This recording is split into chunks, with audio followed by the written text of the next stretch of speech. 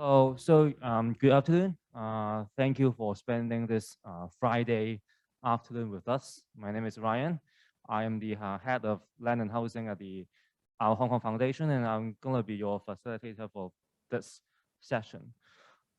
Today we have a very amazing panel on building regional alliance, to address climate change and urban slums. We'll be talking about various forward-looking ideas and also grassroots efforts in this topic. Today is a little bit special. All our panelists are overseas, so we have this sort of hybrid setting, and I'm sure they will bring with them wide-ranging experience and insights from their respective countries and fields. So let's have a quick introductions on all of our panelists. First, we have Mr. Ji Sun, who is the National Consultant of the Access to Information Program in Bangladesh.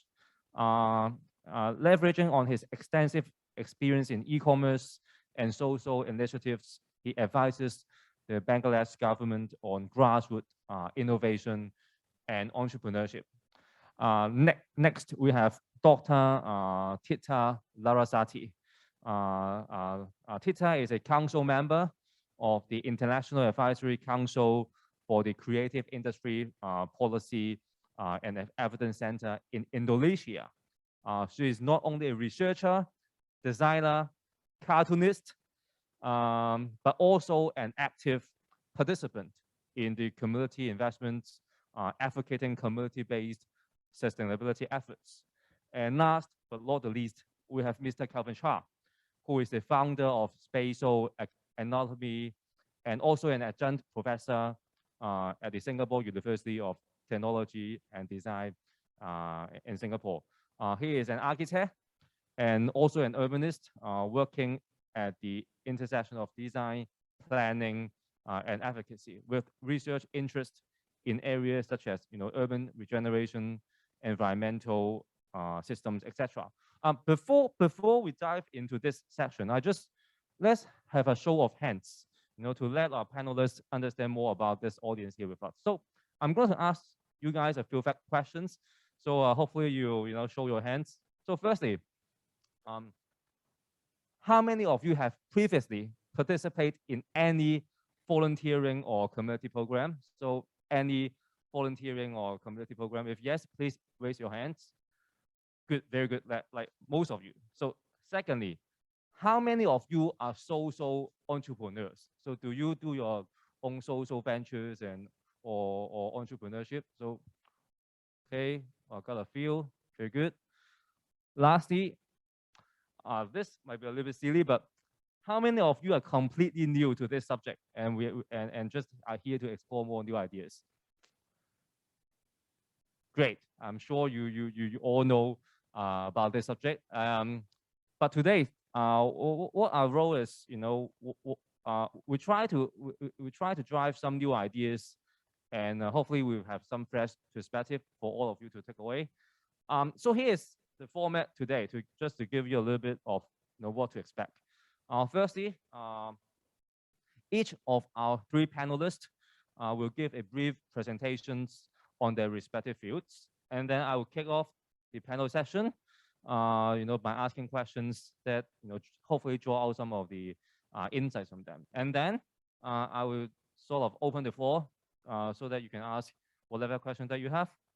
So without further ado, let's get started with our first presentation, if I may. Mr. Ji Sun, the time is all yours. Thank you, everyone. Very good morning. I hope you are doing a wonderful time, wonderful morning or noon in Hong Kong. I wish if I can join the event physically, but I have to join it virtually due to the pandemic situation we are facing currently.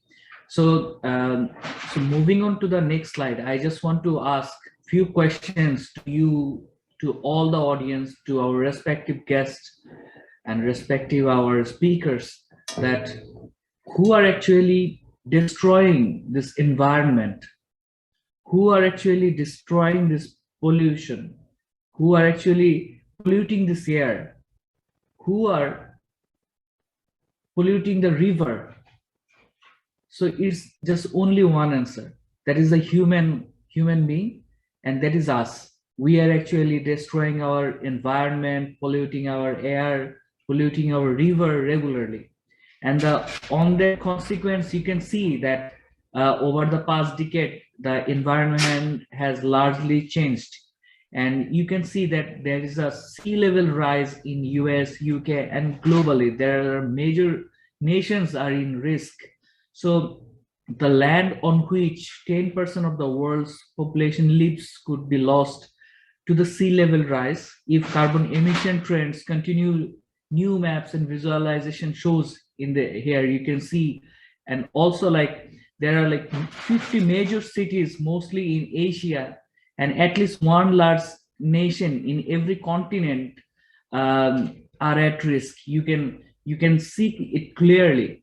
Many small island nations like Bangladesh and Fiji and what other nations like this are also threatened near total loss of their land. The whole nation can go under sea.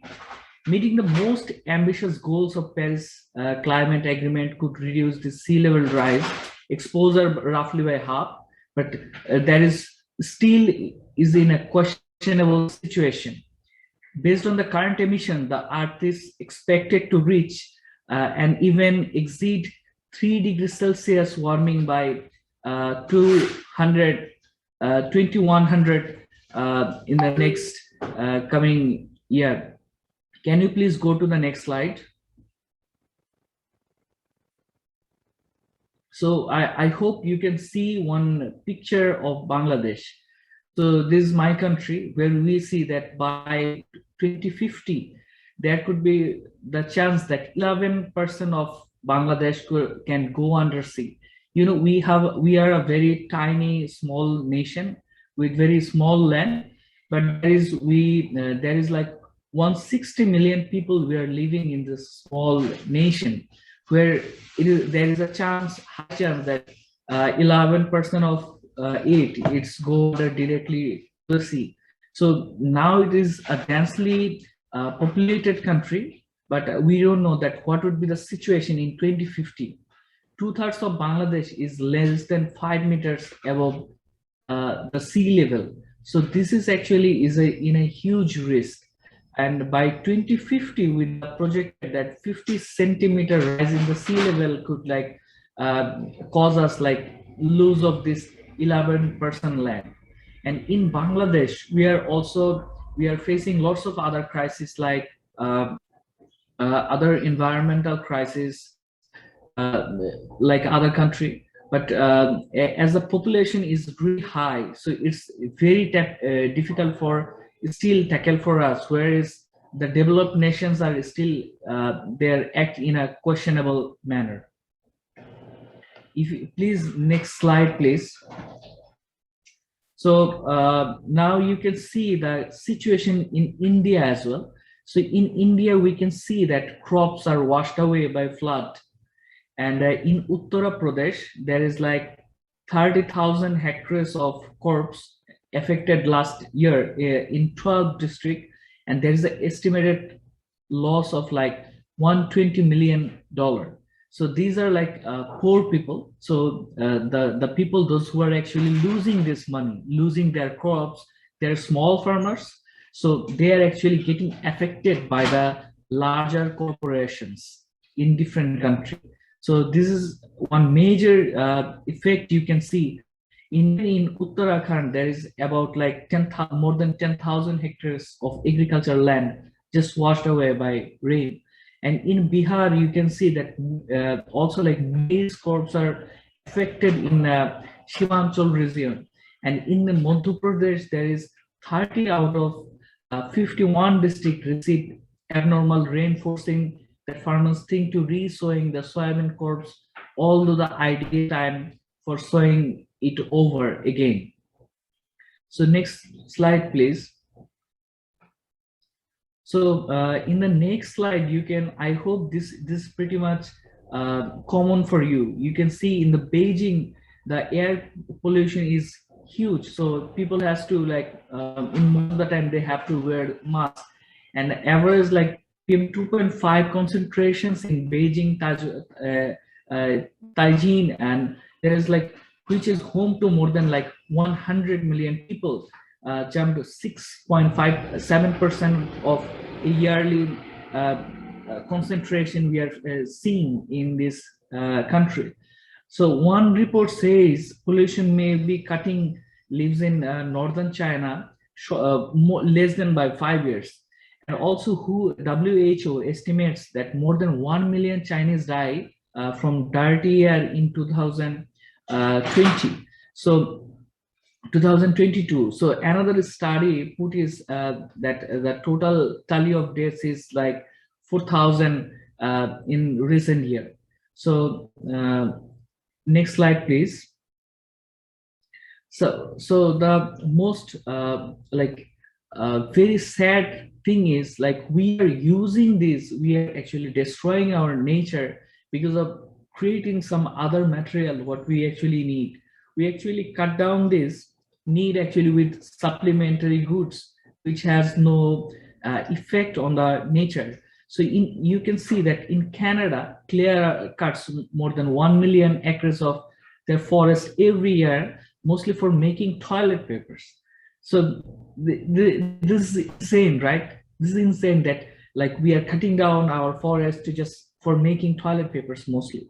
So the forest vegetation and this looks like slow decaying soils lock away nearly twice as much carbon as is contained in the world's recoverable oil reserves. And in recent years, Canada has ranked third globally in enact forest loss, behind only Russia and Brazil. So they stand like in the third position, just making toilet papers. And 1 million acres of Canadian forest just lost. You can see for some of our like daily necessities, which can be like easily replaced by any other sort of like materials which we just need policy intervention and our habit. And each second in Canada, industry clear cuts almost like 1,400 square feet of the forest to just creating this kind of like a small house size. And in every minute, clear cut reaches kind of like a small block. So in every second, they are kind of like cutting their forest in size of a small block. Next slide, please. So you can see in the next slide, there is a country, our neighboring country, that Indonesia also setting fire in their lands for seeding some palm oil plantation. So official says that 80% of these fires in Indonesia are being set to clear land for palm oil plantations and maybe some other like human need where we are actually destroying the nature. And most of the global supply comes from Indonesia, and the largest palm oil producer in the world is Indonesia. So from this forest, and the country supplied almost like 56% of world's population oil in last year, which actually we could like use any other oil like vegetable oil or something, which can we clearly avoid this devastation. When forests are cleared to create palm oil plantation that is stored carbon is released in the atmosphere and contributing to climate change. Between 2001 and 2018, Indonesia lost 16% of its tree, nearly around like 26 million of hectares of forest in just in these few years from 2001 to 2018. Next slide, please. So in Amazon rainforest, they actually cutting down their forest for cattle ranches. So this is another like devastation we are seeing. We can like use alternative source of food, or maybe we try to focus more on vegetable. So cattle ranching is responsible for almost like 80% of ongoing deforestation in the Amazon, and around 15% of the Amazon forest are been replaced, and 80% of the areas are now covered by pastures, approximately almost like 900,000 kilometers square. So this is kind of like another area where we are actually these are kind of like man-made situation where we are kind of like destroying the nature. Can you go to the next slide, please? Right. So so this is one of the effect of burning more and more fossil oils, right? We are using in a large manner. So when fossil oils are burned, they actually release large amount of carbon dioxide, which cause a greenhouse effect into the air, right? So the greenhouse gas actually trap heat in our atmosphere, causing global warming. And already the average global temperature has increased more than 1 degree Celsius.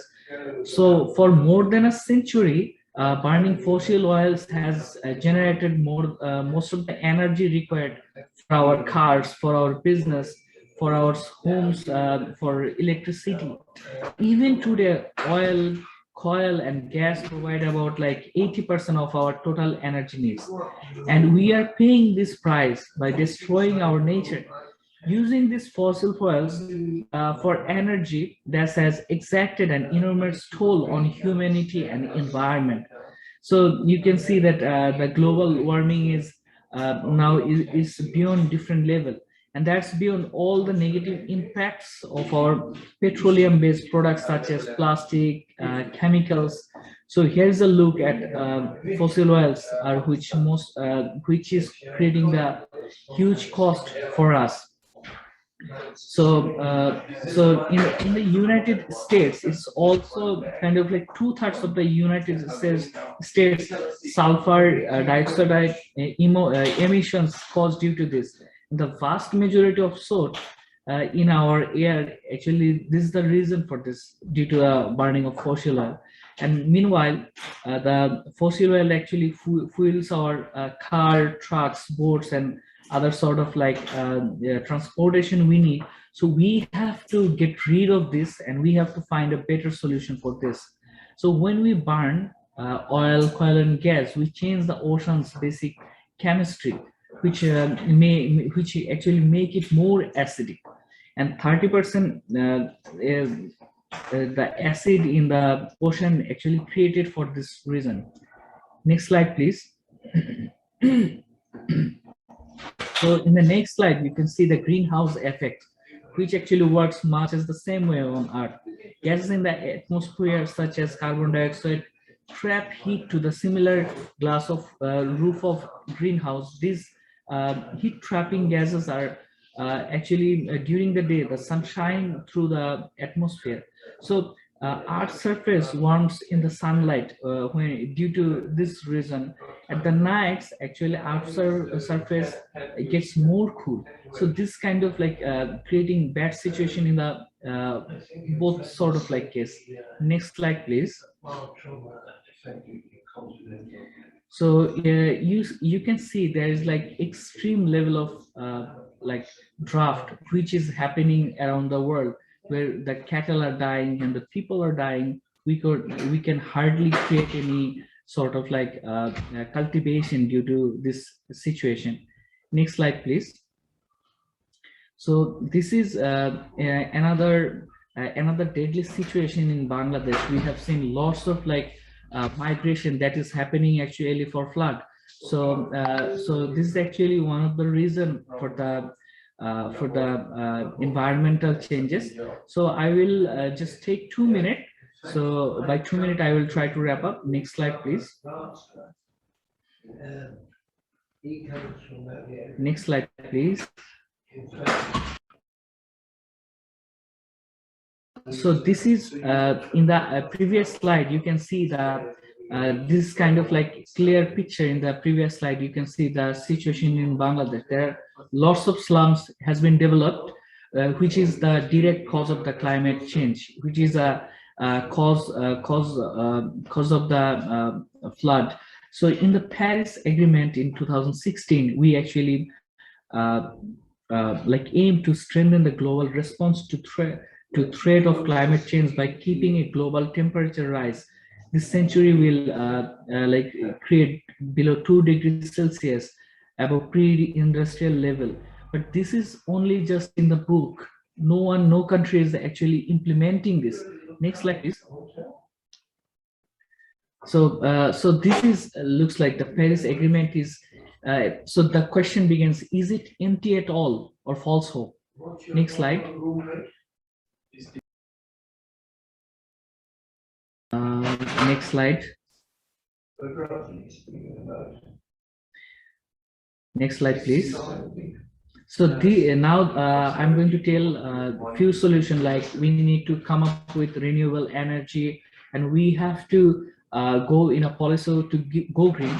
So we need to reduce our cars, reduce more using the public transport. So I will send this slide to you so that you can get a good look on it. I'm not killing the time for other presenters. Next slide.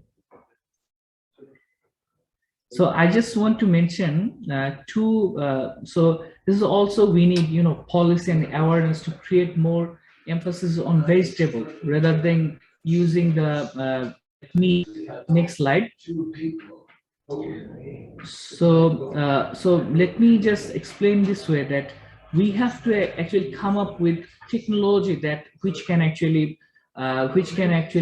replace these very harmful existing situation or transportation vehicle and other technology we have. We have to come up with more friendly solutions. And in Bangladesh, we have come up with green generation movement. So we actually telling people, make your own oxygen factory. So I will not bore you with my presentation anymore. So I'll be talking more in the question answering session. But in Bangladesh, we are working with Google to actually monitor the flood in Bangladesh. This is an initiative from HY and Prime Minister Office. So we can actually think of technology like this, and we have to build our own oxygen by planting more tree. Thank you, everyone. Talk to you soon again. Thank you. Thank you, Jason. I think the very quick takeaway is, we are all responsible to the global warming, and we are all we are all been affected by it. Be it developed countries or be it developing countries, and we can all do something about it. Surely, I have a lot of questions for you, Jason. But before I come back to this, let's invite our next speaker, Dr. Larasati Tita, to share her views on this topic. Tita, please. Hi, thank you. It's such a great opportunity to be able to share some of my thoughts here. And this time I will talk about mostly about the urban situation, where we have a lot of activities. And let me share this as full screen. I hope you can see it now. My title is The City as a Playground, Urban Game as a Juncture of Informal Economy and Creative Economy. So if you can see, this is a photo of Bandung, 40 meters above the ground. And you can see the .bdg, that's actually our city branding that we paint on top of about 150 rooftops of really dense housing underneath the bridge that actually connects Bandung, and this is the main entrance and exit to Bandung from Jakarta and from other big cities. And this actually has a meaning for us, because what does it mean to have creativity? What does it mean to have all these potentialities in our city? And if you can see this figure of Bandung, we are not so far from our capital city, Jakarta, but then we have 120 universities and research centers. And from all those, 14% have design or architecture or arts and craft and culture. So you can imagine people keep coming to Bandung, young people, to learn about design and creativity. And if, for example, the campus where I teach, ITB, it accepts art students about 250 per year, and times that 14. So we have a lot of art students hanging out. They need a place to gather with their friends. They need spaces to express themselves and so on. And they come from all over Indonesia and also from outside Indonesia. So Bandung has been a city of youth, and it's so vibrant with all these activities. But then what do we do then? As Bandung Creative City Forum, we set our models, and we joined the UNESCO Creative Cities Network as a city of design with this framework. So first we realized that our main potentials are at the people, place, and ideas. Bandung has no, for example, wide agriculture areas to feed ourselves. Bandung even import water from the nearby cities. About 90% of our water comes from other cities. So we don't have rich natural resources, but we are rich of people. And the place Bandung itself at the mountainous area is very pleasant. And we have lots of ideas that we want to present. And we always see the city as a living entity, not unlike a human body. So the city, like an organic body, is actually a place where you can pin your needle of creativity if at the places where things go wrong. So it's really like an acupuncture. You really have a needle, and we as communities have our own small needles. But if we put it in consistently, we do it repeatedly, we hope that the whole city or the whole body heals by itself. And then because we are a member of UCCN, we have this commitment of using our creative potentials to answer to the SDGs. And this is what we have been doing with our programs. In this case, I'm focusing on this urban game for creative economy impact. So if you can see the white round on the right hand side, creative communities, local brands, enterprises. So as I mentioned before, Bandung has a lot of young people, and of course when they gather, they always have something ideas in mind and so on. So that's why a lot of entrepreneurship and also sociopreneurship actually really growing in Bandung, and we cannot do that without the help of actually people in informal economy sector. Because for example, if you have your own brand for t-shirt, then you need people who print them, and usually the whole people who print them, they don't necessarily, they're not registered in, for example, as a employment for printing. So they don't have the certification, for example, and so on. And if, for example, you own a cafe, then you have to have your supply of chefs and cooks, and then materials for cookings and so on. And we get it from marketplace and so on. And lots of businesses have been going on like that. So creative communities, creative local brands and enterprises, they always need this informal economy sector. So this informal sector contribute in business and production support to these brands, while we also contribute to their daily lives.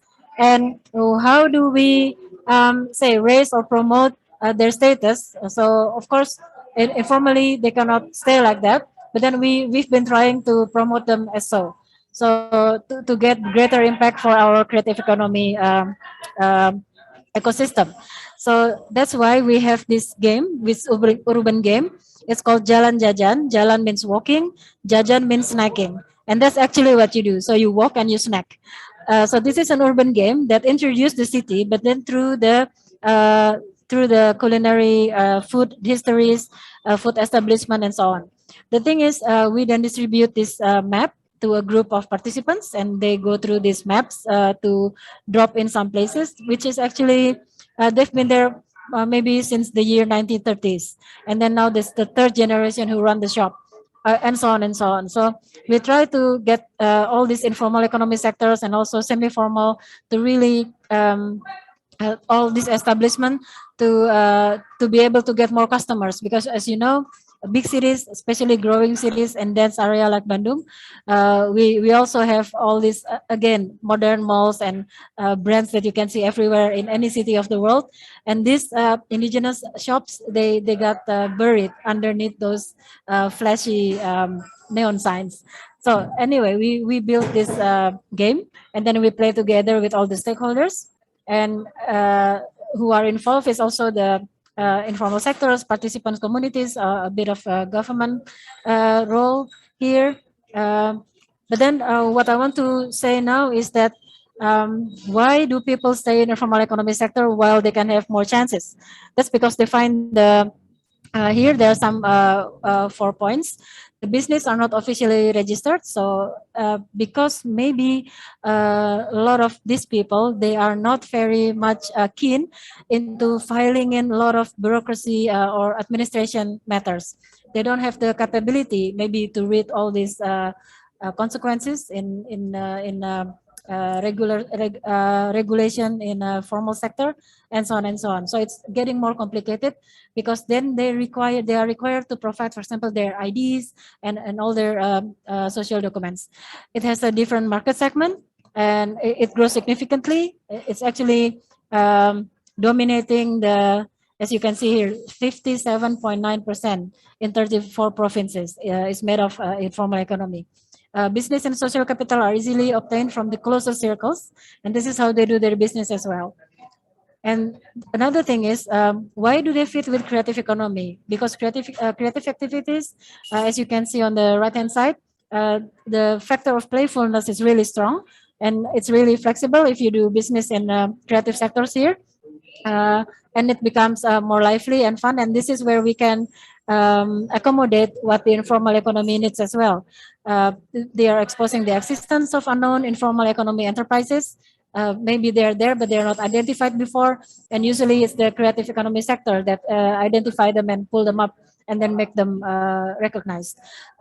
This is also an attracting factor for participants to explore this kind of games more. Jalan Jajan is only one of the many games that we are developing in many subjects. So if Jalan Jajan has to do with food and culinary business and experience and history heritage, we also have ones for environment, for example, and for heritage buildings and so on. And how does this link with the formal sector in this Jalan Jajan case? So there are also a bit of formal stakeholders that we got involved in here. For example, if in the creative sector, in the say design sector, then design is a formal established occupation, for example. But then this is also how we link, because design would need also printers, people who work in their prototypes and so on. So we have been working together with these informal sectors in a way that they actually support our occupation as well. And maybe this is the last slide that I have to see how they connect to the sustainable development goal. And if we want to discuss about poverty level, actual informal economy is, they're dominating usually the urban setting. And I might say this, that we don't have too strict law enforcement. So it's quite easy for them to actually bloom and to actually do business in their own way. And if we also discuss about decent work and economic growth, we talk about also reduce inequalities by promoting them as well. And if we can make we can actually design or create our own ecosystem, so they can keep working and so on. Because during the pandemic, it is very obvious that their kind of jobs that need really human interaction, crowding, high mobility, and so on, they are the ones who get restricted. So they were the ones who got impacted the most. And this is where we're trying to see what happened to them and what happened to these informal communities as well. And for this, we need the partnership. So finally, there are these obvious challenges that is experience, because now the government, if they try to say regulate them, when do they start, or which segment do they really have to focus? Because then they need to consider a lot of aspects as well. So especially about the data, how do you gather who to get the support and who not, and so on and so on. So this is actually the challenges. I might read it now. Difficulty to get business capital from formal institutions. This is what happened to the informal economy sector. And in order to get formal grant or government grant and so on, they need to have their data and documents and so on, which they usually don't have. The informal economy sector's business model is still marginalized from the government system, because they don't have the model yet, how to identify them and how to measure them to be included in the policy. No standardized quality. So there's a cleanliness, product, and work system in a way.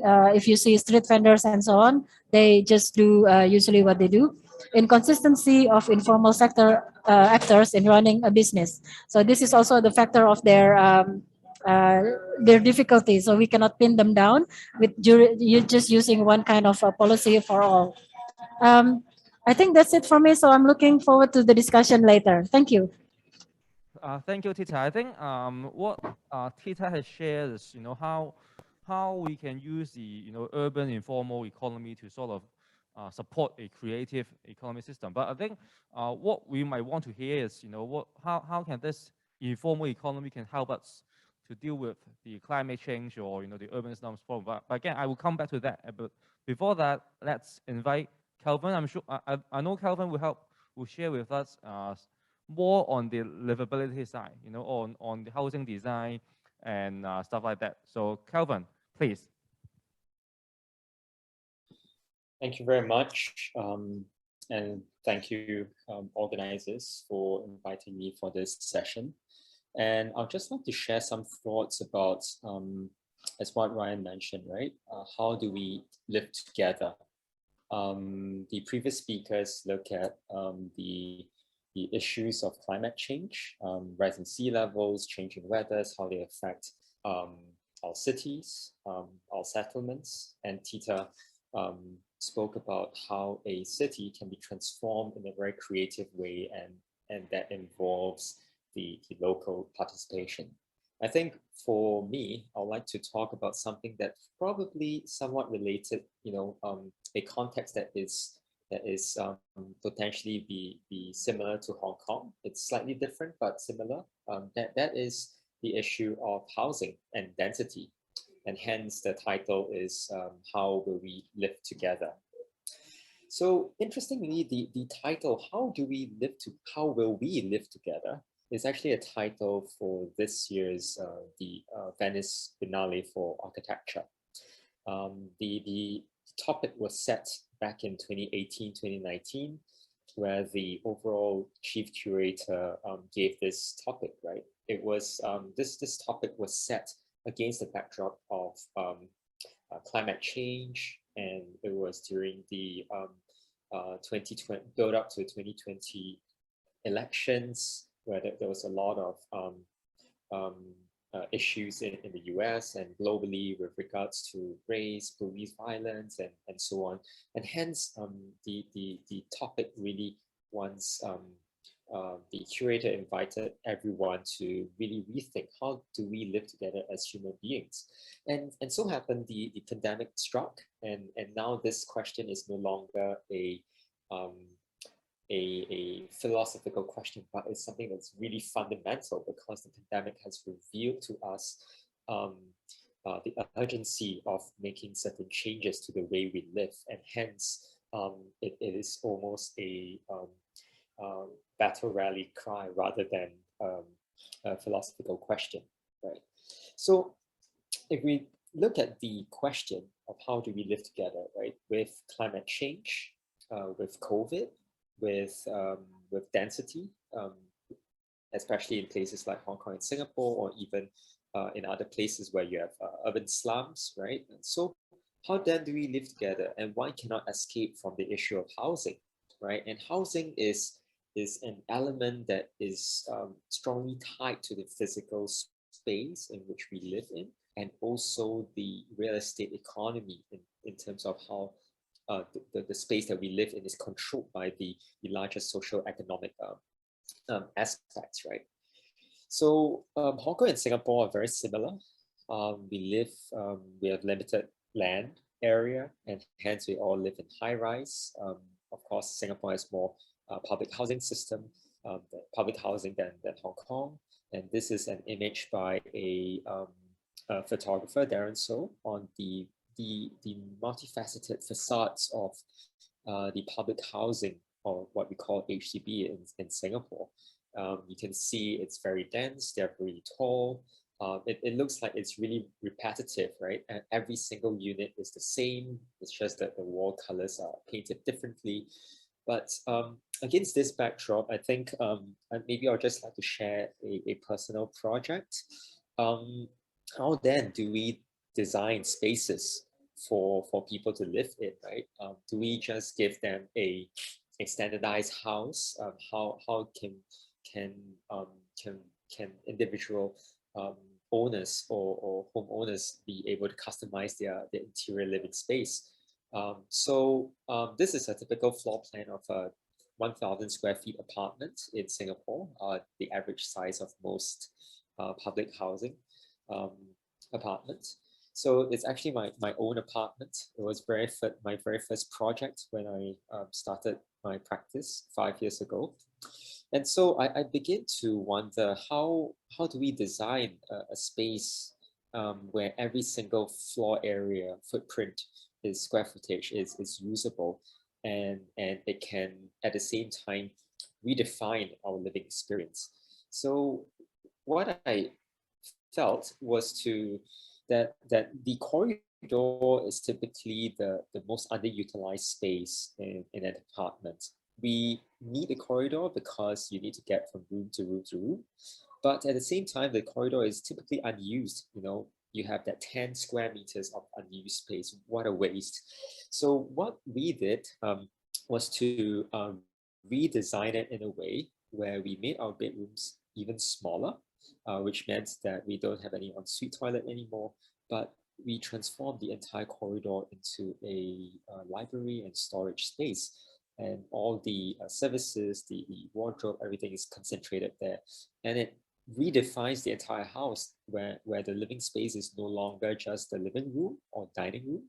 The corridor becomes an extended or third living space in the apartment. So these are just some photos of this very long corridor, which is a library. You can read there, you can store your books there, and so on.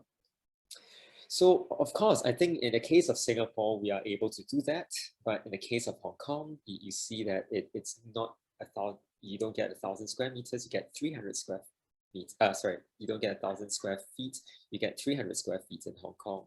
And hence, apartments in Hong Kong are generally very, they work like a machine. So I guess at least in Singapore, you can think about space, but in Hong Kong, it's really like a machine. You have flip down tables, storage space underneath your bed, and so on. But I think the bigger question is, you know, all these are good, right? You redefine space, you make sure every square footage is usable. But when pandemic strikes, when COVID-19 strikes, and everyone's working from home, there's only so much configuration you can do to make your working space enjoyable. How do we then move forward, move ahead to redesign spaces where we can work and we can somewhat be flexible in the space, because ultimately trapping yourself within a 1,000 square foot or 300 square foot apartment is not very pleasant, right, for extended period of time. And hence, I'd like to reflect on this term called the third space.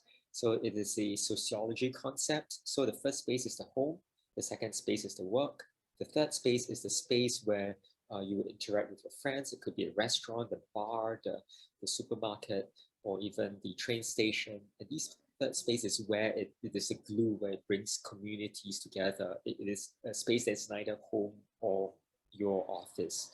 And hence, I think with the pandemic, I think given the fact that our circle of circulation has reduced drastically, we no longer travel to our workplace anymore.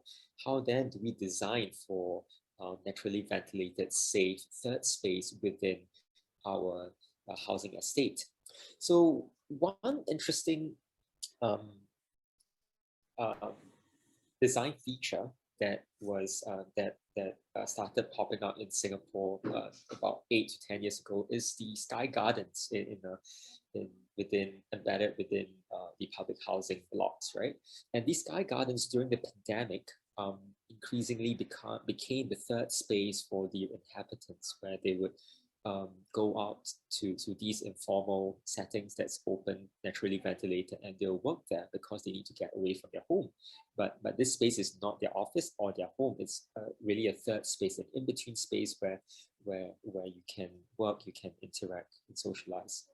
So as you can see, even this is the floor plan of one of these high-rise apartment buildings with with the sky gardens. You can see that even though the apartment units are very typical, very standardized, 1,000 square feet, They look like just any other apartments where you find all around Singapore. But the main difference is the design of the shared spaces, the third space, the sky gardens, the lift lobby that makes this entire environment very livable, right? So within a 46-story apartment tower, every 8 floors has a sky garden, and this starts to form vertical communities. You could actually live within this entire compound without needing to go to your workplace. You know, you have your home, you have your supermarket on the ground level, and the in-between space becomes this third space for you to work, for you to interact, and so on. And hence, I think the main thing that I want to point out is that the pandemic has revealed the importance of sky gardens. So before this, sky gardens were meant to be, you know, good to have, nice places for people to relax in. But now with the pandemic, it has revealed to us that it's not just good to have, but it's a must. It is a necessity because we need such spaces during the pandemic.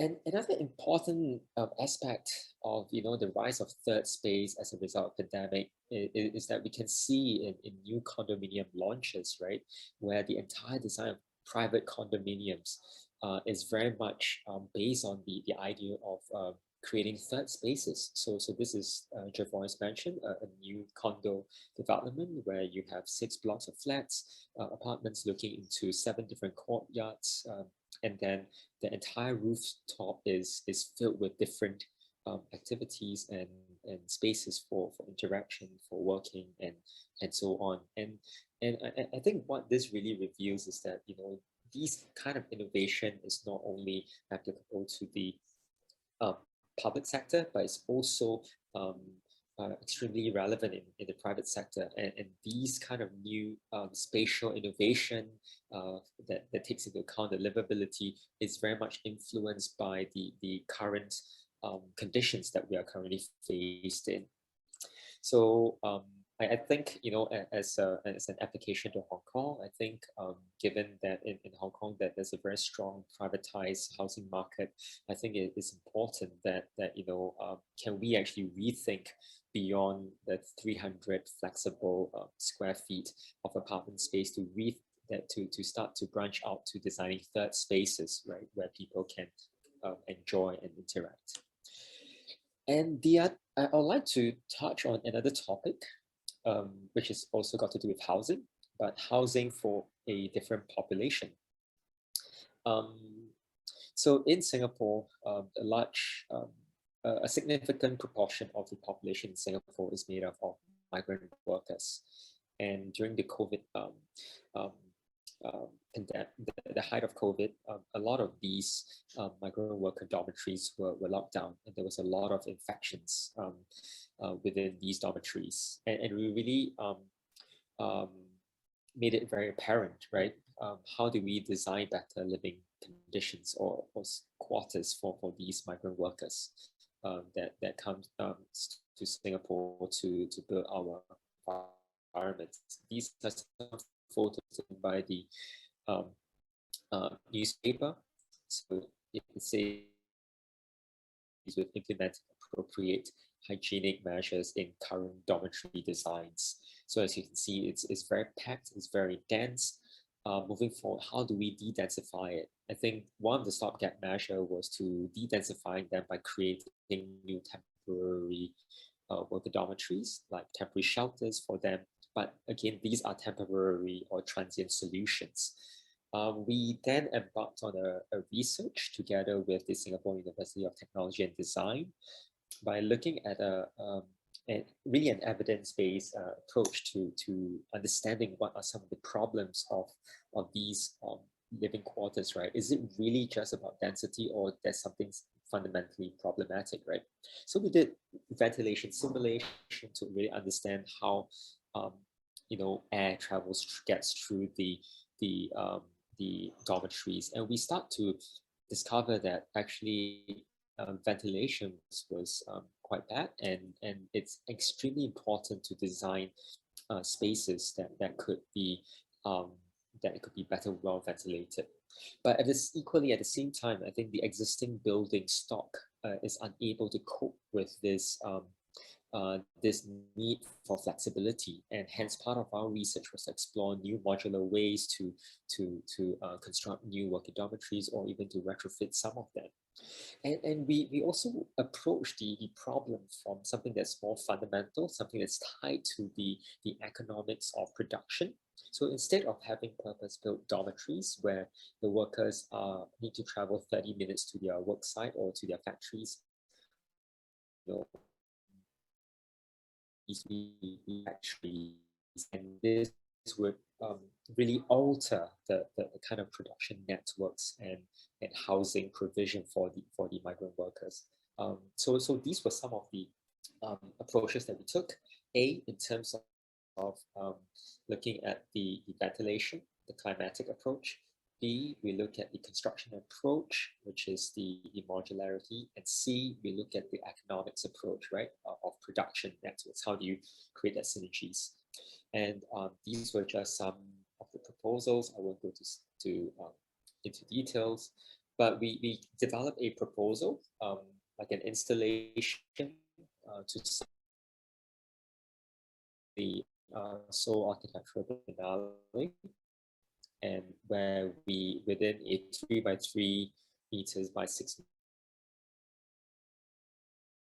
some of the techniques of modularity, of natural ventilation, going through the pavilion to really create a more livable environment for the migrant workers.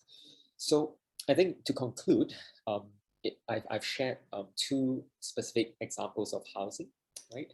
And I think moving forward, post-pandemic, I think we need to ask ourselves, what is the most important to key to cities in 2050, right? Is it about increasing our density? If we can't escape from the increasing density, how then do we design density in a good way? So specifically, we need to take into account when we design with density, the issue of well-being. Who are we designing for? How do we care for the planet? And collectively, how do we prosper together? Thank you very much. Thank you, Calvin. Thank you for your sharing.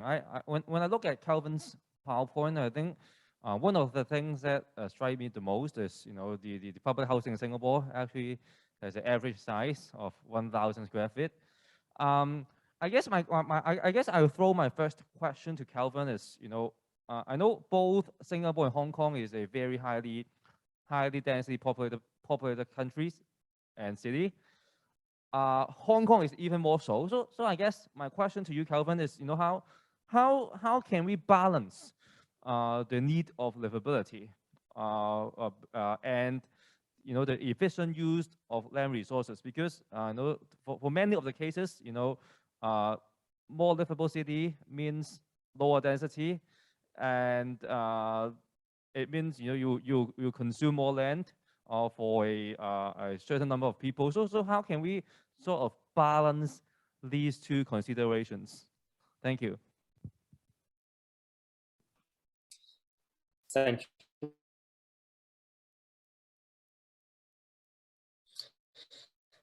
There are, I think, 1 is market driven. Okay, 2 is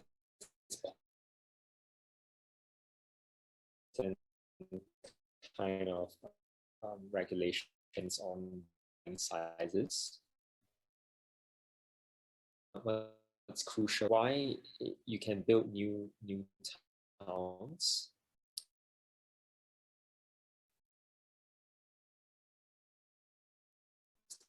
Go to, hence it is about job creation.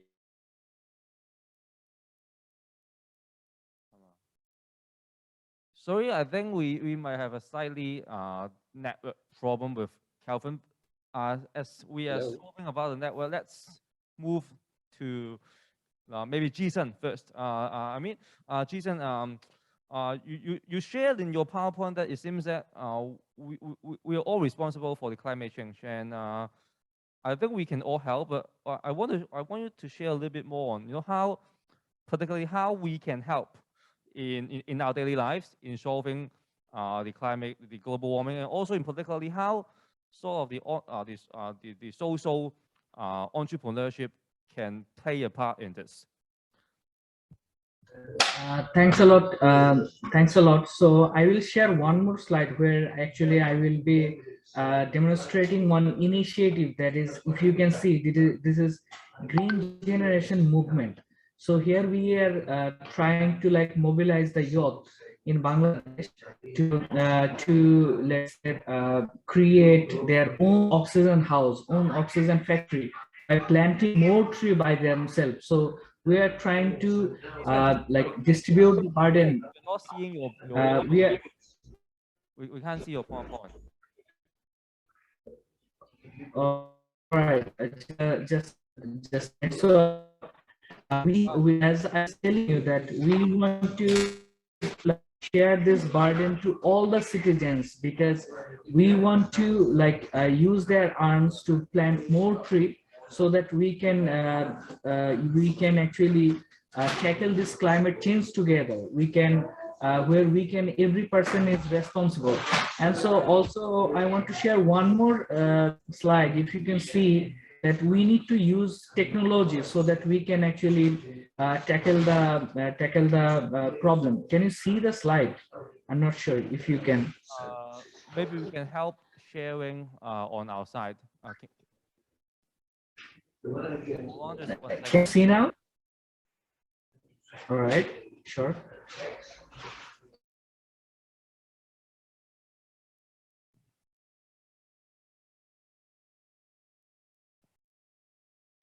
So let me share, so before the slide comes, let me share that,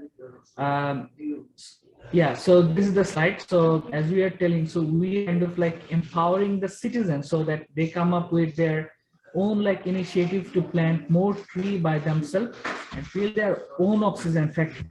And in the second slide, you can see that one of the government initiatives is Google, where we actually work with Google to track the flood. So once we see that any movement of flood in Bangladesh, that actually push notification to the citizen. So in the next slide, you can see this is one of the flood tracking management that is developed by Google, but the Bangladesh government is implementing. So you can see. So in such a way, we are trying to like solve this to from government side as well. So please close the slide. So Kevin, I want to share you more about that. We should have built regional alliance, and like more governments of the region come forward to take collective effort. Like Kevin present one solution, also Tita presented some other solutions. So we have to implement in different countries. We have to create policy and we have to implement policy so that this the dream we are seeing together, that comes into a reality. So please close the slide. So also we need to do like more rigorous sort of like monitoring so that we can see things like really happening. So we want to say that we don't have to like discover to solve the climate change crisis. To create a healthy climate for the world, all we need is strong will, strong policy, strong monitoring, and strong implementation. So this is all we need. We don't have to discover anything new. Thank you. Right. So one more follow-up question for me, please. I saw you share your the Green Gen movement. Will you share a little bit more on how we can sort of attract more young people into this movement and help solve the sustainability efforts? Thank you, Kevin. So we created this as a global movement. So we are connecting organizations, people in different countries, and with one single line, which is we have to build, we have to plant tree by ourselves, not like we have to wait for the government or any NGO to act. Rather, we want to like implement tree by ourselves in our courtyard or any government places. And to encourage more people, we can actually upload in the Facebook with some hashtag, so that and also we can challenge other people so that they also kind of like build. And you know, we can from organizational level, like social organization can actually engage their customers with benefiting. If they plant tree, then they can provide them more facility, right? And also the corporates can actually create some sort of like facilities for their customer, or maybe they from their CSR budget they can allot something to implement this sort of like initiative. So all I want to say that the organizations which are working nearby us, we have to connect them. We have to connect the people especially. So to plant one tree, build our own oxygen factory.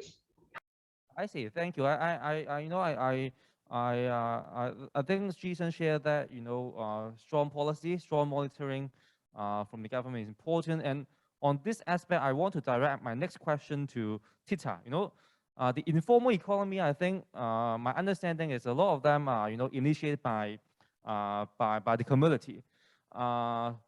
But then how can the government, what are the roles of the government? How can the government help in sort of driving this informal economy? Yeah, thanks.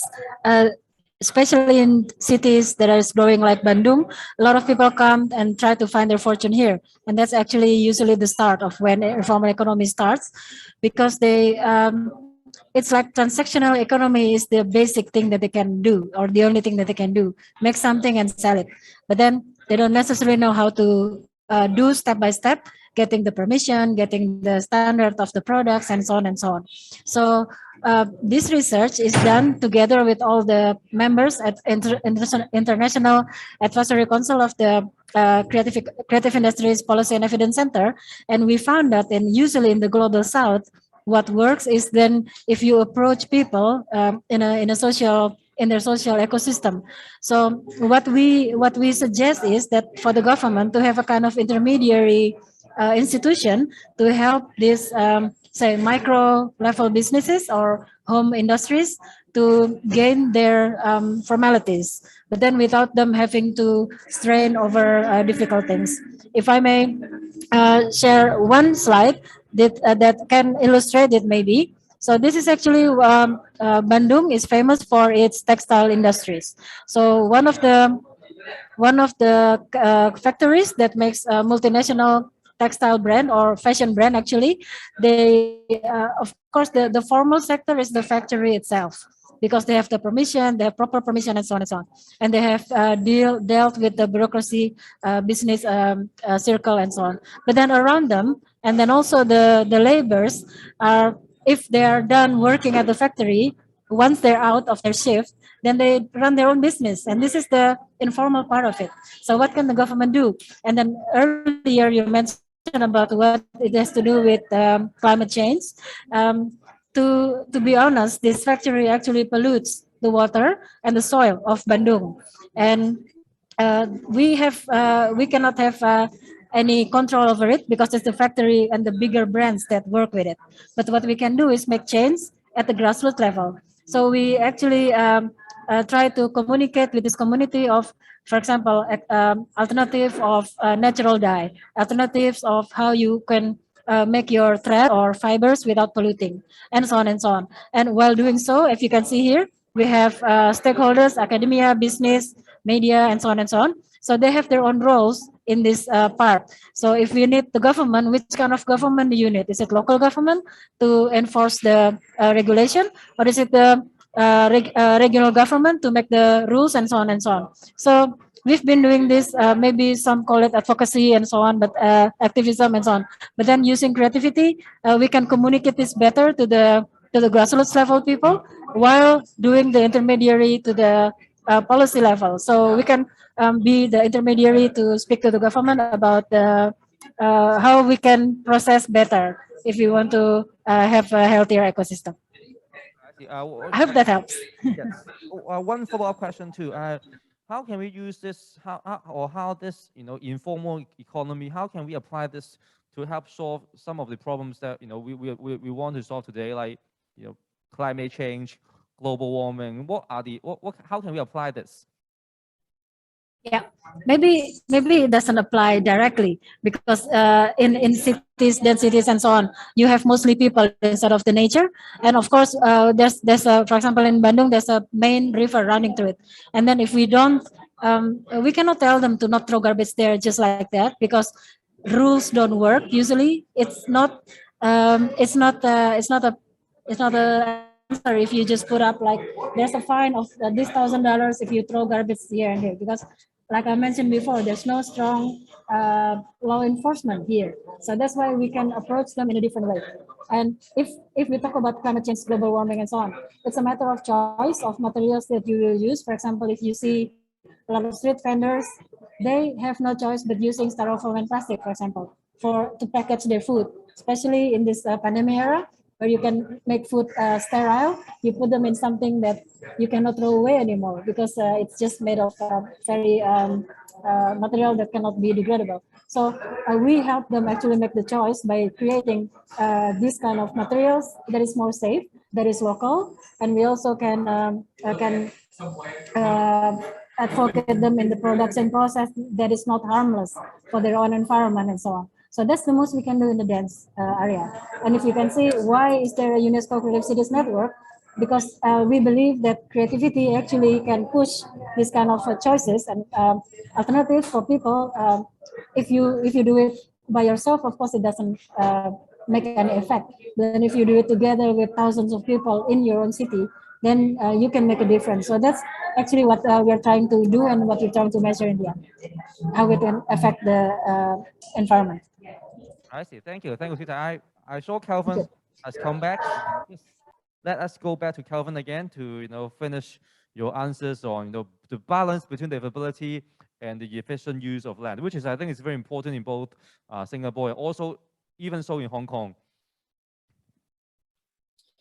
Yeah, thanks a lot for your question. I hope not to get disconnected again. Okay, so livability and density, right? So I think these two elements go hand in hand.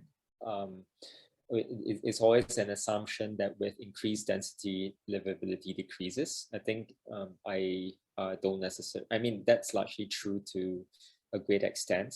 But at the same time, I think as designers, architects and urban planners, we can start to reimagine some of these, what I've mentioned, right? Third spaces. How do we then use density and design density in a more creative way? If we start to design, rethink of third spaces, semi-public, semi-private areas, I think it can become more livable, right? And two is to rethink how do we design new cities, because I think in Hong Kong, there's actually quite a lot of land available, just not in the close to Hong Kong Island or Kowloon, but the surrounding area. If we start to rethink new industries, new work area, new economic districts, then perhaps I think with new housing, that it could create a model where it can blend livability and density together. I see. Oh, okay. Go. Thank you. One more question to you is, I know in Singapore, 80% of the housing are provided by the government, so it's very easy, for the government to drive all the livability and sustainability effort. But in Hong Kong, the situation is a little bit different. We only have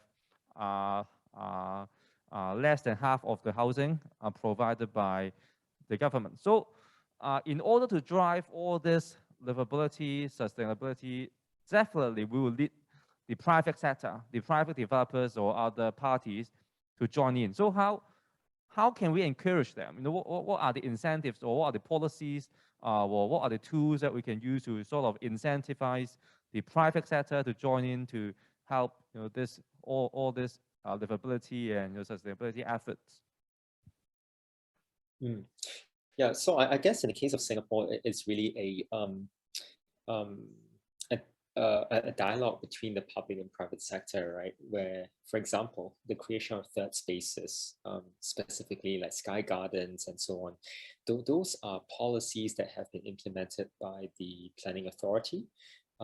So, if you put a sky garden in your building, beyond a certain size, if it's shared, is not considered as your gross floor area, which means that you can actually build more. The government, through policies, actually allows developers to build more floor area if you start building sky gardens, because these are amenities that's valued by the state and viewed positively, and hence through certain kind of planning policies, dispensations, they are able to encourage the better design of more livable, dense area. Yeah, so I think in the case of Hong Kong, I think if the state has to play a role, it's not just about building more public housing, but creatively inserting certain planning policies, certain incentives to achieve certain design goals and objectives. Right. Thanks. Thanks, Kevin. Jason, I saw you, typing that you said we need public-private partnership. So, can you elaborate more on this, please, Jason? Yeah, of course. So, in a country like Bangladesh, those who are like developing country, so even our government doesn't have enough resource to tackle the climate change situation alone by themselves. So in this case, we want to see that any model like public-private partnership, when actually government can come up with strategic support, come up with policy, come up with like lending the public resources like this. But in there must be private sector investment, private sector funding, so that we can build the solution together. So in the like regarding the housing problem, there should be like schematic, more like innovative, like social solution for that. I mean, in terms of like financial management, so that the general people can afford this in a very convenient way. And also like this can be environmental friendly. When it comes to like private sector, they are actually building in their own, like in the context of Bangladesh, they're building in their own way, the infrastructure and all. But this is actually not following the government policy or international vision to reach the sustainable climate, right? So in that case, it has to be a collaborative effort among government and the private sector. Right, I see. So I think the challenge is, the private sector, and they are, they're profit seeking. So their goal is to have the maximum profit. So I guess the challenge is, as a government or as an international, body, how can we sort of incentivize the private sector to do this? What kind of incentives that the government can provide? Or on the other hand, one way is using incentive, another way is using penalties, right? So what are the incentives and penalties that you can think of, can sort of drive the private sector to help with this, sustainability effort? Thank you. So bringing in the penalty, because there has to be positive consequences for like incentivize the company, like reduction in the tax. If they kind of like implement certain sort of like project in the environment area, there could be like incentivized mechanism from government side. Also from Bangladesh, we are in Bangladesh government is proposing lots of like lands, like providing free utilities, like free spaces for the private sector to come up with their business. And in those cases, we can actually input the environmental factors, so that there has to be this sort of allocation by the private sector if they want to like avail this facility. And also like in Bangladesh, we have seen that there are many cement companies and companies like this, they're actually polluting the river and the environment. So there has to be strict penalty.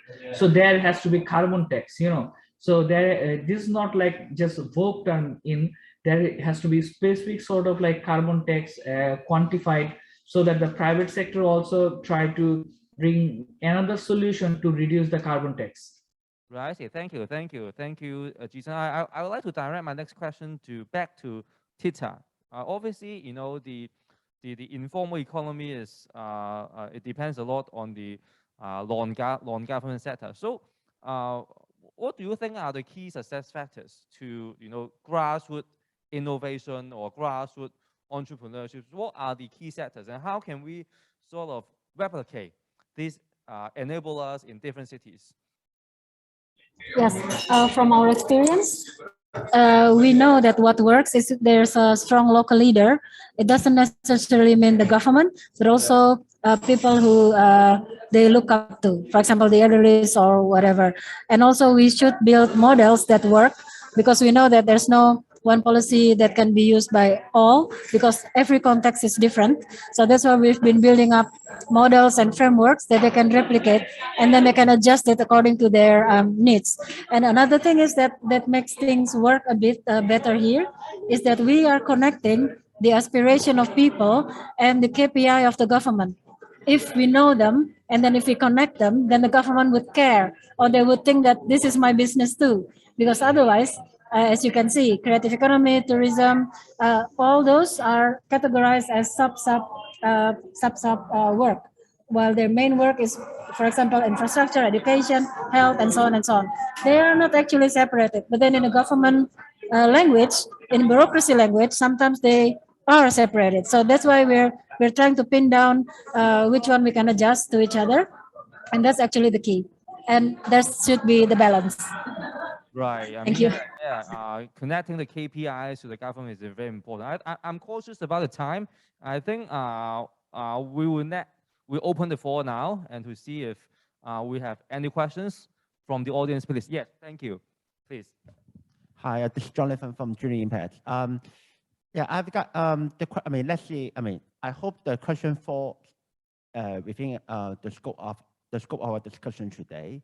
I understand that the climate change provides all the cities with key opportunities for urban planning, redirecting changing the city landscape. And one of the things that I have noticed is for unpopular facilities like mental health institutions or the hostel for people with disabilities. Let's say if the government decides to build it somewhere, let's say somewhere in Hong Kong, and then the residents there are likely to show anger, they will be protesting. So the thing is, how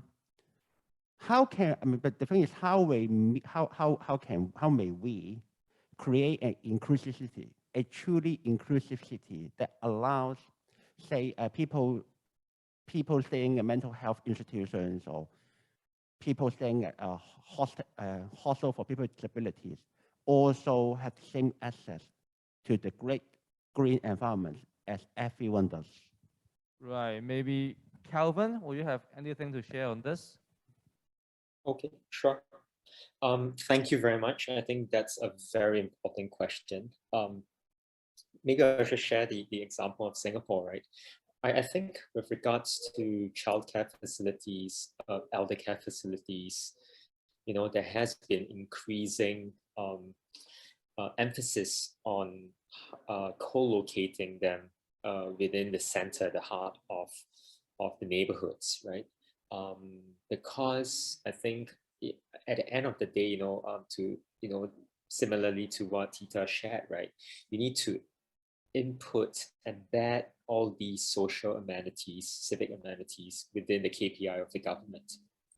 And of course, if the government is not willing to co-locate these facilities, then in future, if we have a growing population, it's going to cost a lot if we don't creatively think, where do we put all the elder care facilities, right? If people have to travel long distances to elder care homes, if we don't prepare for a growing society, 20 years down the road, it's going to cost even more to rectify it at a point in time. So I think it requires the government to take on an approach of future casting. What are some of the needs for the society in future? So this is, in relation to future casting and scenario planning. But in terms of inclusivity, right, specifically for mental well-being or special needs schools, I think, of course, this is an area that the government can improve on. But however, I think over the past few years, through private foundations, I think this is where private foundations play a very important role. I think they are able to have the financial means to enable private organizations, academic institutions to do research, to find ways to create inclusive cities, right? Especially for special needs schools, redefine what kind of programs they need, where they should be located within the neighborhood. So a good example, maybe you can look at it, is called the Enabling Village. So it is an institution that was set up. They took over an old building and they transformed it and gave it new life, and it becomes a center for well-being for people with special needs. And hence, I think at the end of the day, it's not just public-private partnership, right? It is really government, academia, private sector, foundations. I think everyone has to play a role. Well, thank you, Calvin. I think we can take one more question. Do we have any more questions to the panelists? I think we can take one more. Okay, if no, I think I'll quickly round up, today's session. I would just like to thank all the panelists again. Jason, Tita, and Calvin. Thank you very much. Before the end, I just do a little bit of wrap up. I think Jason has shared with us, the urgency to take actions and to stop climate change, and with the consequences of not doing so affecting not only the developing countries but also the developed countries, and we can all contribute to this, with simple steps like taking more public transport, eating more vegetables, or to build our own oxygen house. And Jason has also pointed out some of the possible ways the government can encourage the private sector to help to stop climate change, and including both incentives and penalties. And Tita has shed light on how sustainability goals, can be achieved through community initiatives. The convergence of the informal economy and the creative economy, can benefit the local communities. And he also proposed some of the key success factors that would drive some forms of grassroots innovations and entrepreneurships. And lastly, Calvin has introduced to us the cycle of well-being, and also the key to cities in 2050, which I'm sure will be useful for many of our audience here in Hong Kong. And while high density living is part and parcel of this, highly developed cities, it does not correlate with crowdedness and a lower standard of living. And also with COVID-19, it changes the way we work and live. There is a need to rethink the spatial design of our buildings. Also, especially the need to create a third place, as claimed by Calvin, a third place for people besides home and work.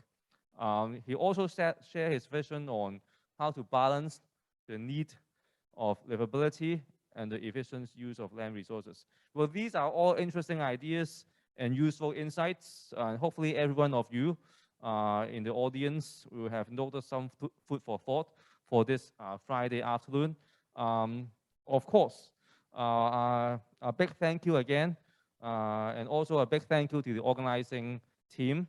But before I end this, I was asked to ask all you guys to to scan this QR code and just to do a very quick questionnaire. And so again, thank you to all the panelists, and I hope you guys all have a very good Friday afternoon. Thank you again. Thank you.